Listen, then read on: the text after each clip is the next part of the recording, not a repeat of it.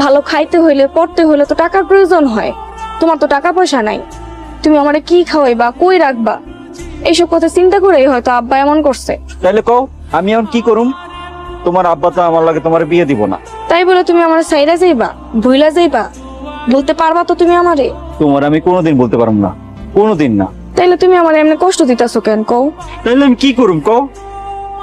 চেষ্টা করো, এমনি হাল ছেড়ে দিলে তো হইব না। তোমার আব্বা যে আমার মায়ের অপমান করছে, আমার চোখের পানি আমি সহ্য করতে পারিনি। এই ফকির বাচ্চা ফকির, তোরা তোমার সাহস, তুই আমার মেয়ের পাশে গুনগুন করস? বস আপনি কইলে শালারে মাইরে এই জায়গায় বুঝা ফেলাবো।